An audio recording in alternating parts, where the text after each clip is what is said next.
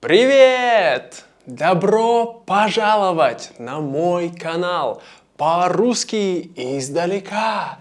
И как всегда, с вами ваш хост Сергей. Сегодня я расскажу вам историю. И эта история называется Мулан. Это Мулан, молодая девушка из Китая. Ну что, вы готовы? Поехали!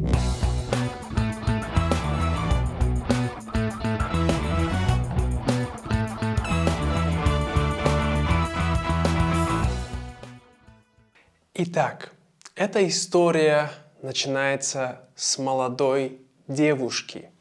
Эта девушка, ее зовут Мулан.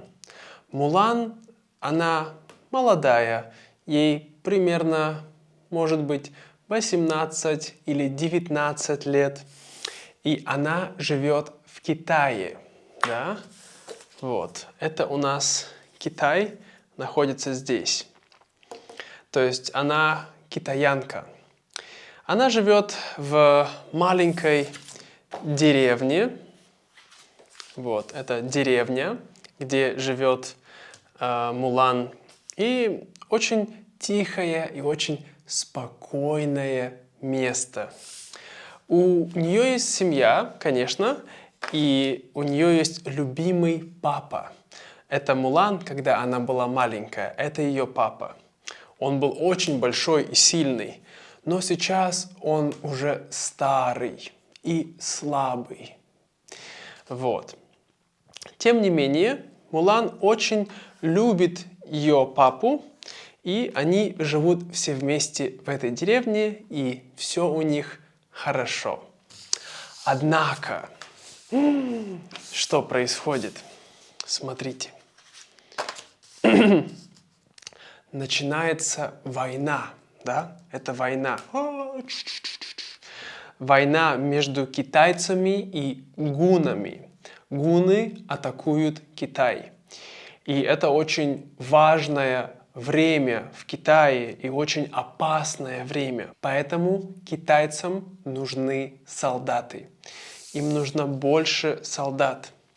Потому что гуны, да, это гуны, и их начальник, их босс, да, их главнокомандующий, его зовут Шан Ю. Он очень сильный и очень страшный. Вот. И они, эти гуны, очень такие, да, очень сильные. И они атакуют Китай. Вот. Поэтому в деревню к Мулан приехали солдаты с повесткой. У них даже есть QR-код, смотрите. Вот. И они приехали с повесткой, и эта повестка говорит о том, что людям надо ехать на войну. Да, людям надо ехать на войну, и они собирают людей на войну. И эта повестка тоже пришла папе Мулан. И хоть он был и старый, и не сильный, но он взял эту повестку, и он сказал: «Я пойду на войну». Вот. Да, но Мулан сказала: «Нет, папа, не иди на войну, ты старый, пожалуйста, ты умрешь на войне». Но он сказал: «Нет, это мой долг». Да? Долг значит, что он должен его стране, Китаю. Вот. И так начинается история. Как вы видите, ушли солдаты, осталась повестка, и папа собирается пойти на войну. Мулан не могла спать всю ночь. Она думала, что делать. И она решила. Она взяла ее волосы, красивые, длинные, черные волосы. Она взяла нож, да, острый нож, и она обрезала ее волосы, чтобы быть похожей на мужчину. После этого она взяла доспехи ее папы она взяла его меч, и она написала письмо, в котором она объяснила, почему она это сделала и что она сделала. Вот, она взяла лошадь, да, взяла доспехи, меч, написала письмо и пошла в армию, да, пошла в лагерь. В это время происходили волшебные вещи, да, волшебные, нереальные волшебные вещи.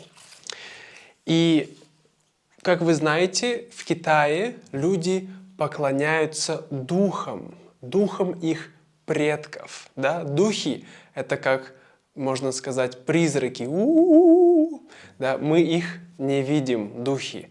А предки — это наши прабабушки, прадедушки, прапрапрапрабабушки, наши предки.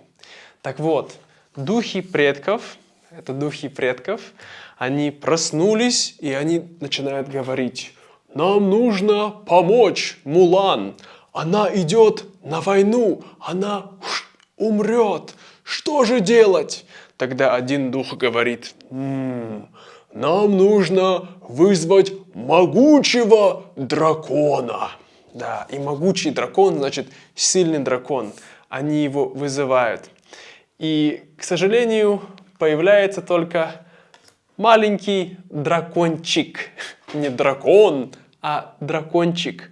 И его зовут Мушу. И Мушу, он должен был разбудить, да, бум-бум-бум-бум-бум, разбудить большого дракона, но большой дракон, он умер, и остался маленький Мушу.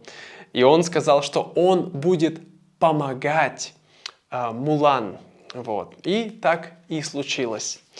Получается, он поехал вместе с Мулан, да, вот, поехал вместе с Мулан на войну, и он решил ей помогать там. Сначала, конечно, Мулан не поехала на войну, сначала она поехала куда? Она поехала сначала в армию, чтобы учиться и тренироваться. Мулан была, конечно, не слабая женщина, но не очень сильная. Вот. Поэтому ей было очень трудно быть в этом лагере, где проходили тренировки. Но, тем не менее, каждый день она тренировалась. Тренировалась. Да, но в этом лагере ей приходилось скрывать, что она женщина. Приходилось притворяться мужчиной. Вот. Но в этом лагере Мулан научилась стрелять из лука. Да, это лук и стрелять. Да, стрелять. Стрелять из лука. Она научилась использовать копье. Это копье. Да, или меч. Тоже у нас был меч. Где там? Вот. Вот. И также она научилась хорошо ездить на лошади. Вот. В общем, очень хорошая была тренировка. Также в лагере был один мужчина. Его звали Ли Шан. Или Шан Ли. Я не помню. Ли Шан. Вот. Это его имя. И Ли Шан, он был командир. Командир их, как сказать, их взвода, их роты, их команды, я не знаю. Вот у них тут была большая команда, много солдат, и он был командир. И Ли Шан, он думал, что Мулан, она использовала мужское имя, другое имя, что она очень слабая. И он говорил: уходи домой. Но Мулан, она показала, что она сильная. Вот. И тогда он понял: окей, она хороший солдат. Вот. Также у Мулан там появились друзья. Да, это ее друзья. Сначала они всегда шутили над ней, смеялись. Они: ха-ха-ха, Мулан, ты слабая. Вот. И всегда делали шутки. Но потом они увидели, что она сильная, да, и они ее начали тоже уважать, да, уважать. Потом пришла новость, что им пора идти на реальную войну. Итак, когда они были в горах, там был перевал, да, там были горы, много гор, вот, и они шли у этого гора, у этих гор внизу, они здесь шли, вот.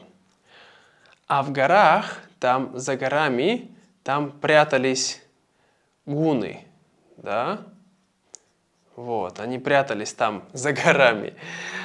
И случайно Мушу, дракончик маленький, он выпустил фейерверк, да, и фейерверк полетел вверх. И тогда гунны, они их увидели, заметили, потому что они шли тихо-тихо, незаметно. И они начали бежать вниз на них, да, сразу побежали вниз на них. И они поняли, что все, это конец. Потому что гуннов было очень и очень много, да.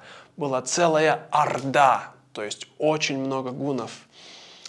И Мулан, ей пришла идея использовать этот фейерверк, да, то есть это такая маленькая ракета, вот. Она ее зажгла, да, и эта ракета полетела и ударила в гору, сюда. А после этого, когда ракета ударила в гору, образовалась что? Образовалась лавина, да, лавина пошла с горы, и эта лавина снега, да, она все снесла, вот, всех гуннов.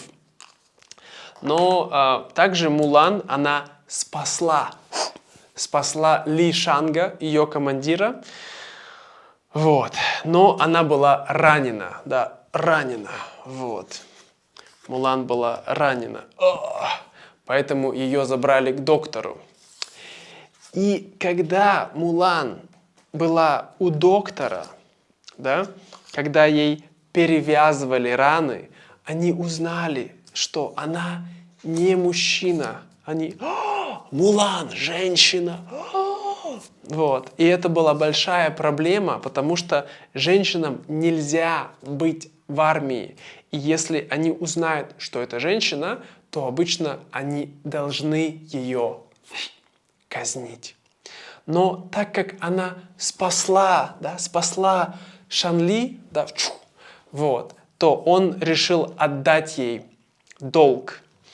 И он ее отпустил, говорит: иди домой. И она одна вместе с дракончиком, вот, была в горах грустная, да. А все солдаты, все другие, а все солдаты вместе с командиром, они пошли назад в Пекин, да, к императору.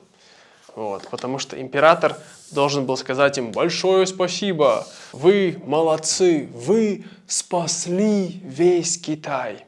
Вот, и они пошли в Пекин. Но потом Мулан, она увидела, что гунны, они выжили, они вышли из снега, они идут на столицу, на Пекин. Вот. А Мулан и Мушу, они это увидели, и они поняли, что им нужно это сказать Шанли и их друзьям, и спасти императора. Вот. После этого Мулан, она берет ее лошадь, и она скачет на лошади, скачет на лошади в Пекин. И когда она приходит, там парад, там красивый, как сказать, ну да, парад в честь этих воинов, которые спасли Китай от Шанью. Потому что они думают, что Шанью уже умер, но он живой. И потом Шанью и его воины приходят, и они берут императора в плен. Такие: все, теперь мы управляем Китаем. И тогда Мулан и ее друзья, у них была идея, как спасти императора. Поэтому они взяли и переоделись в женщин, да? То есть они взяли одежду, женскую одежду, и оделись, и зашли в дворец. Да? Дворец – это дом большой, где живет император. Да? Там у него большой дворец. Вот. Как вы представляете, да, китайские дома. Вот, там такой большой-большой дворец. Много-много людей. Император, император! Вот, это дворец. И они зашли во дворец в одежде женщин. Вот. И после этого они начали драться с Шанью. Тыш, тыш, тыш, тыш. Вот. И Мулан, она смогла... Так. Мулан, она дралась с Шанью 1 на 1. И потом они залезли на крышу. Да? Крыша. Они залезли сюда, на крышу дворца. И Мулан и Шанью, они дрались вместе. Но потом Мулан, она использовала опять фейерверк, да, эту маленькую ракету. И эта ракета полетела прямо на Шанью. Да, Шанью стоял здесь. Вот, здесь была Мулан. И ракета полетела в Шанью, и он умер. Вот. После этого все были так рады, что Мулан, она спасла Китай. И император, он сказал ей: Мулан, ты спасла Китай, и я хочу тебя наградить. Да, наградить. Он сказал ей, что она может взять высокую позицию в государстве. Но Мулан сказала, что ей этого не надо. Она хочет вернуться назад к ее семье, домой, в деревню. И вот Мулан, она возвращается назад в деревню, и она, конечно же, встречает ее отца. Она дает отцу меч Шанью. Вот. И она говорит: вот, папа, это меч. Пожалуйста, не злись на меня. Но отец убирает меч и обнимает его дочь. Говорит: моя любимая Мулан, я думал, ты умрешь. Может быть, было не так, но идея такая. Мы не знаем, как было на 100%. Вот. А родители были очень-очень горды. Да, они: о, Мулан, ты очень молодец, ты гордость наша. Но, конечно, в первую очередь они были рады, что она жива. Вот и все на сегодня, друзья. Надеюсь, вам понравилась эта история. Напишите в комментариях, что вы думаете об этой истории. Как по мне, это была моя самая любимая история, когда я был маленький. Да, очень любил Мулан. Вот. А какой мультфильм вы любите, какую историю вы любите, напишите в комментариях. И я хотел сказать спасибо вам, особенно всем моим суперпатронам, таким как Джоэл, Джош, Джефф и Лиз. Спасибо вам большое. А также, если вы хотите поддержать мой проект, то можете сюда переходить по ссылочке. Буду очень благодарен. Спасибо, друзья. До скорого и пока-пока!